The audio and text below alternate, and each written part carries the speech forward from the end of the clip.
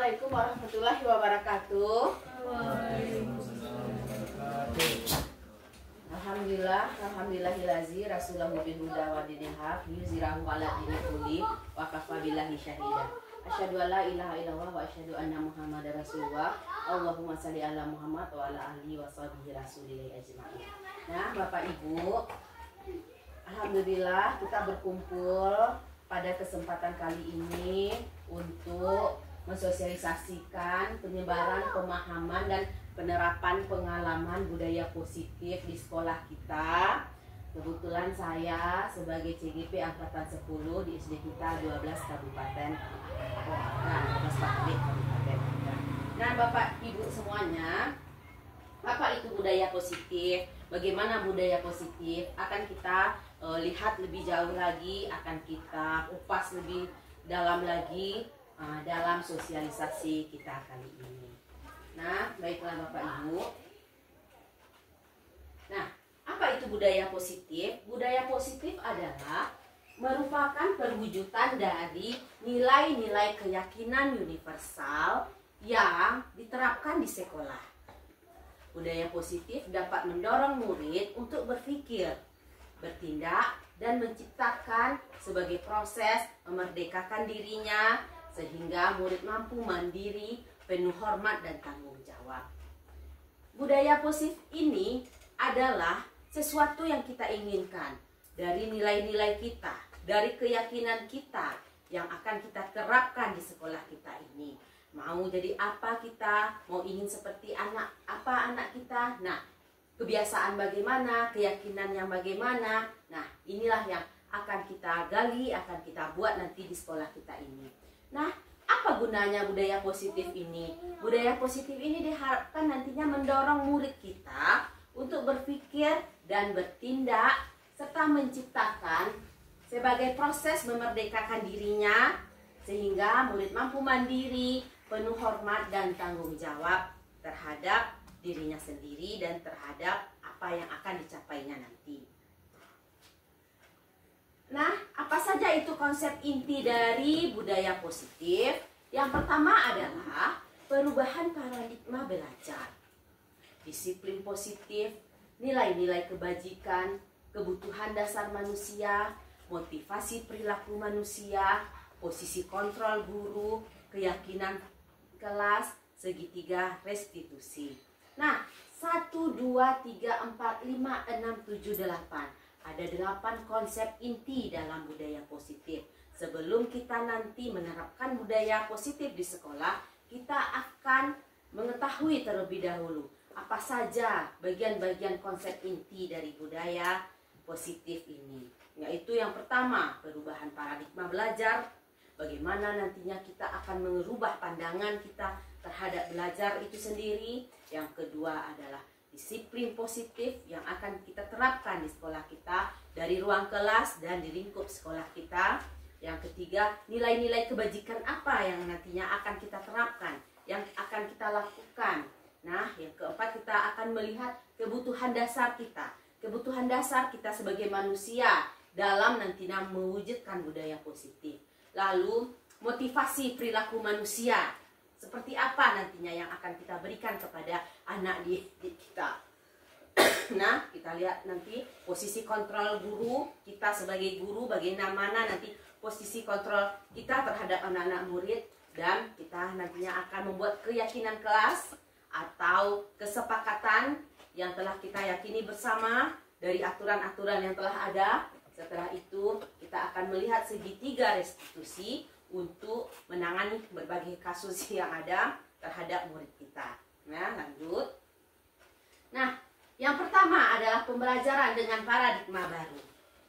Yaitu pembelajaran dengan paradigma baru. Pembelajaran dengan paradigma baru merupakan pembelajaran yang dirancang berdasarkan prinsip pembelajaran berdiferensiasi sehingga peserta didik belajar sesuai kebutuhannya berdasarkan tahap perkembangan sesuai teori psikologi modern untuk mewujudkan peserta didik yang memiliki profil pelajar Pancasila.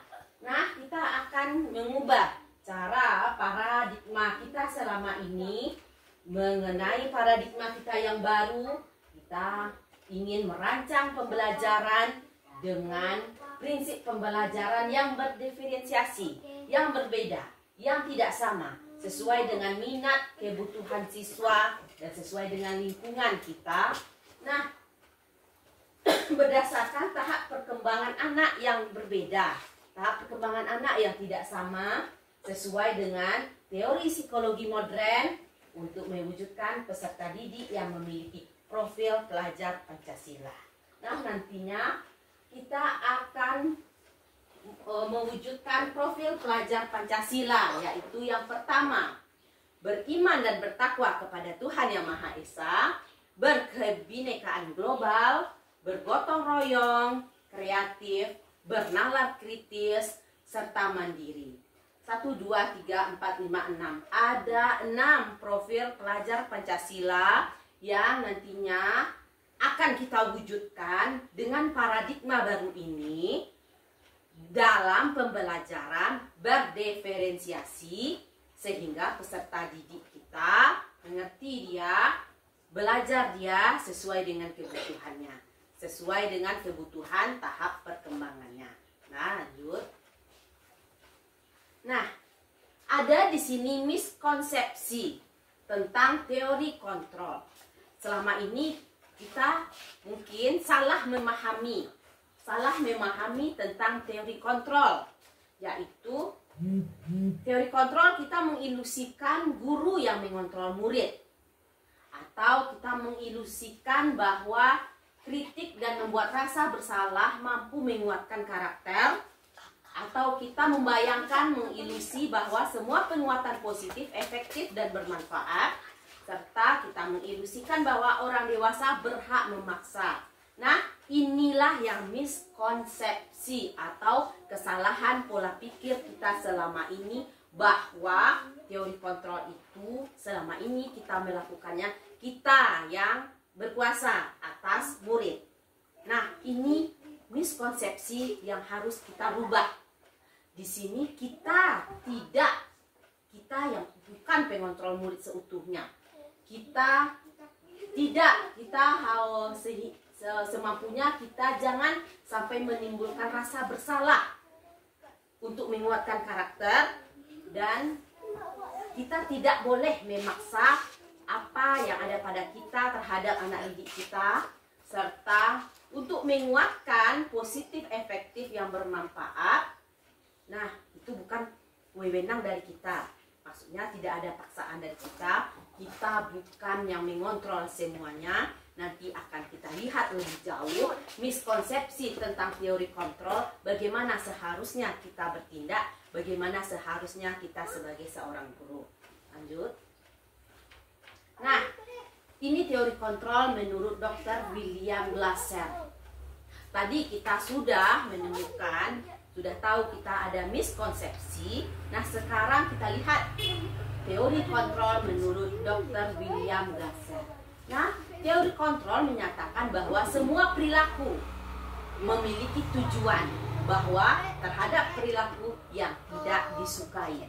Jadi, dalam teori kontrol ini menyatakan bahwa apapun yang kita lakukan, apapun yang dilakukan, itu ada tujuannya.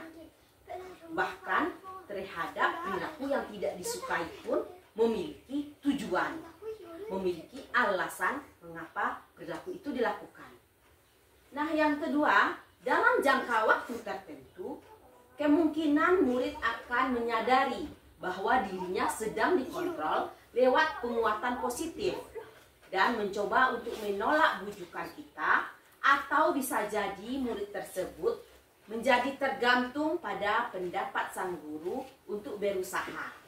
Nah, pada teori ini, dalam jangka waktu tertentu yang tidak bisa kita batasi jangka panjang atau pendeknya, kemungkinan murid akan menyadari bahwa dirinya sedang dikontrol lewat penguatan positif dan mencoba untuk menolak bujukan kita, atau bisa jadi murid tersebut menjadi tergantung pada pendapat sang guru untuk berusaha. Lanjut. Teori kontrol yaitu yang ketiga, membuat murid merasa gagal. Nah, kadang kita sebagai guru, kita sering melakukan hal tersebut dengan beberapa kalimat yang kita ucapkan, kita akan menjadikan murid merasa gagal dengan apa yang telah dia perbuat dengan beberapa kalimat atau dengan sikap dari kita. Nah, apalagi teori kontrol berikutnya, yaitu perilaku memaksa tidak akan efektif untuk jangka waktu panjang dan sebuah hubungan permusuhan akan terbentuk. Jika kita mendominasi, memaksa murid atau peserta didik kita, maka ini akan berpengaruh, ada efeknya untuk jangka waktu panjang dan bisa jadi sebuah hubungan permusuhan akan terbentuk dengan hanya paksaan tersebut. Nah, lanjut. Nah, bagaimana kita mengubah paradigma stimulus respon kepada pendekatan teori kontrol? Nah, yang pertama, stimulus responnya yaitu realita atau kebutuhan kita sama. Teori kontrolnya realita kebutuhan kita berbeda. Nah, yang kedua, semua orang melihat hal yang sama. Padahal setiap orang memiliki gambaran berbeda. Dan stimulus responnya, kita mencoba mengubah orang agar berpandangan sama dengan kita. Yang teori kontrolnya, kita berusaha memahami pandangan orang lain tentang dunia. Stimulus respon berikutnya, perilaku buruk dilihat sebagai suatu kesatuan. Teori kontrolnya, semua perilaku memiliki tujuan. Nah, stimulus respon, orang lain bisa mengontrol saya. Teori kontrolnya, hanya Anda yang bisa mengontrol diri Anda. Nah, lanjut, saya bisa mengontrol orang lain. Teori kontrolnya, Anda tidak bisa mengontrol orang lain. Lanjut lagi, ada di sini pemaksaan ada pada saat bujukan gagal.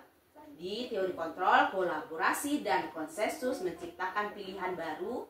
Dan stimulusnya model berpikir menang atau kalah. Pada teori kontrol, model berpikir menang-menang. Kita sama menang. Dan anggaplah sekarang kita memiliki sesuatu yang sangat berharga dalam hidup kita. Silahkan Bapak Ibu cobakan apa yang Bapak Ibu anggap paling berharga di dalam hidup Bapak Ibu. Silahkan dimasukkan ke dalam jari kita masing-masing dan ditutup rapat-rapat. Ditutup rapat-rapat. Ditutup rapat-rapat. Nah, coba Ibu Rini, silahkan Ibu Rini buka apa yang Ibu Mutia anggap paling berharga. Silahkan Ibu Rini cobakan. Silahkan Ibu Rini buka genggaman tangan Ibu Mutia. Bu Mutia, apa yang Bu Mutia anggap paling berharga? Nah, Bu Mutia membukanya. Berarti itu berharga apa tidak bagi Bu Mutia? Tidak berharga, makanya belum saja. Nah, Bu Rini sekarang yang paling berharga oleh Bu Rini. Silahkan Bu Mutia buka sekuat-kuatnya yang berharga menurut Bu Rini.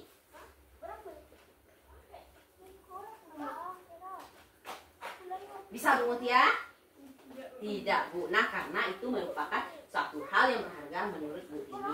Jadi, menurut teori kontrol ini, kita memiliki sesuatu dalam diri kita. Hanya kita sendiri yang berhak membuka atau menutupnya, bukan dorongan dari orang lain. Hanya kita yang berhak, kita mau atau tidak. Nah, itu menurut stimulasi dan respon pendekatan kepada teori kontrol. Jadi, yang berhak mengontrol diri kita sendiri adalah kita. Yang bisa memerintah diri kita sendiri adalah kita. Yang ingin kita lakukan atau yang tidak ingin kita lakukan adalah kita. Nah, itu dia nanti kolaborasi bisa dengan bukan, bisa dengan rayuan, baru bisa kita melakukannya. Tidak dengan paksaan. Nah, lanjut. Nah, disiplin positif. Apa itu disiplin positif? Nah, akan kita lihat. Disiplin berasal dari kata disiplina, yang artinya belajar.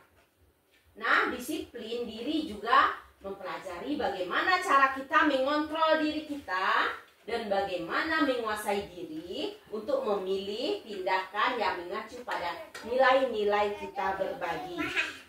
Dan di sini disiplin positif merupakan salah satu cara penerapan disiplin yang bertujuan untuk menumbuhkan kesadaran dan memberdayakan peserta didik tanpa reward dan hukuman. Nah, disiplin mengacu pada disiplin diri yang memiliki tanggung jawab terhadap apa yang dilakukan berdasarkan nilai-nilai yang diyakini. Nah, disiplin mengontrol diri, menguasai diri, memilih tindakan yang mengacu pada nilai-nilai yang dihargai. Nah, penerapan disiplin bertujuan untuk apa tadi? Menumbuhkan kesadaran dan memberdayakan peserta didik tanpa reward dan hukuman. Jadi disiplin ini berasal dari dalam diri kita sendiri, tanpa adanya reward, tanpa adanya hukuman. Akankah kita disiplin? Akankah kita mengontrol? Akankah kita menguasai diri kita sendiri tanpa ada sanksi dan tanpa ada sebuah penghargaan? Nah, untuk apa nantinya disiplin ini? Agar kita memiliki rasa tanggung jawab terhadap apa yang dilakukan berdasarkan nilai-nilai yang telah kita yakini. Lanjut. Nah, disiplin positif sebagai pendidik, kita sebagai guru, tujuan kita adalah menciptakan peserta didik yang memiliki disiplin diri sehingga mereka berperilaku yang mengacu pada nilai-nilai kebajikan universal dan memiliki motivasi intrinsik dari dalam diri dalam perubahan perilaku ke arah yang lebih baik. Jadi, bukan kita yang mengubah diri siswa kita, tapi perubahan ke arah nilai-nilai kebajikan yang universal itu berasal dari diri murid-murid kita sendiri, diri peserta didik kita sendiri, tanpa dia diiming-imingi oleh reward, tanpa dia ditakuti oleh sanksi dan hukuman. Nah, nilai itu akan datang dari dirinya sendiri. Nah, lanjut. Dah, nilai-nilai kebajikan universal akan kita lihat apa saja itu nilai-nilai. Contoh nilai kebajikan universal. Dah, contoh nilai kebajikan institusi atau organisasi. Yang pertama, profil pelajar Pancasila. Ada 6 profil pelajar Pancasila yang kita harapkan tadi peserta didik kita menjadi peserta didik sesuai dengan nilai-nilai kebajikan universal. Nilai kebajikan apakah itu? Beriman dan bertakwa kepada Tuhan Yang Maha Esa dan berakhlak mulia. Nanti kita harapkan anak-anak kita bisa mengaplikasikannya tanpa rasa yang datang dari luar, tapi rasa dari dalam dirinya sendiri untuk dia bagaimana hubungan keimanannya kepada Tuhannya, bagaimana dia beriman dan bertakwa. Kita akan melihat bagaimana sholatnya, kita akan melihat bagaimana ucapannya, perilakunya telah sesuaikah dengan keimanan dan ketakwaan kepada Tuhan. Nah, setelah itu mandiri. Bisakah peserta didik kita ini nantinya mandiri? Akankah peserta didik kita ini nantinya dia akan percaya pada dirinya sendiri? Nah, lalu dia akan bernalar kritis. Saat nanti ada pemecahan-pemecahan masalah dalam pembelajaran atau soal-soal, apakah bisa anak kita bernalar sendirinya? Tidak lagi kita sebagai kontrol yang memaksa, tapi anak kita akan mencari jawaban-jawaban dalam pembelajarannya secara bernalar kritis. Nah, ada lagi kebinekaan global, bagaimana dia nantinya akan menghadapi teman sesamanya. Apakah dia akan membeda-bedakan temannya? Apakah dia akan tidak menyukai teman yang berbeda dengan dia? Nah, lalu adanya gotong royong, kita mengharapkan nilai kebajikan gotong royong ini dikuasai oleh anak kita. gotong royong di lingkungan kita, gotong royong dalam kebaikan. Nah, setelah itu mereka nantinya akan menjadi anak-anak yang kreatif, yang memiliki ide-ide inovasi yang baru. Nah, IBO Primaries atau program PGP yaitu menyampaikan bahwa nilai kebajikan universal itu adanya toleransi, adanya rasa hormat, integritas, mandiri, menghargai, antusias, empati, keingintahuan, kreativitas, kerjasama, percaya diri, serta komitmen. Inilah nilai-nilai kebajikan menurut PGP. Nah, yang tadi nilai kebajikan menurut profil pelajar Pancasila, ini nilai kebajikan menurut PGP, dan ada lagi nilai kebajikan menurut The Seven Essential Virtues atau Building Moral Intelligence, yaitu empati, suara hati, kontrol diri, rasa hormat, kebajikan, toleransi, dan keadilan. Nah, inilah nilai-nilai kebajikan universal dalam budaya positif yang akan kita jadikan kebiasaan kepada para peserta didik kita. Lanjut. Nah, ada kebutuhan dasar kita sebagai manusia. Kebutuhan apakah? Kebutuhan dasar merupakan kebutuhan yang dibawa dalam diri seorang yang telah ada dalam diri kita, menjadi dasar dari kebutuhan kita. Seorang yang membuat hidupnya secara fisik dan mental dapat mencapai keseimbangan. Hal ini bertujuan untuk mempertahankan hidup dan kesehatan. Jadi kebutuhan dasar kita adalah untuk mempertahankan kehidupan dan kesehatan. Seluruh tindakan manusia memiliki tujuan tertentu. Semua yang kita lakukan adalah usaha terbaik untuk mendapatkan apa yang kita inginkan, untuk memenuhi suatu atau lebih satu kebutuhan dasar kita. Dan murid kita memiliki tujuan. Di balik perilaku mereka, salah satunya adalah untuk memenuhi kebutuhan dasar mereka. Jadi, kebutuhan inilah yang harus kita pahami. Kebutuhan dasar yang kita bawa. Nah, lanjut lagi.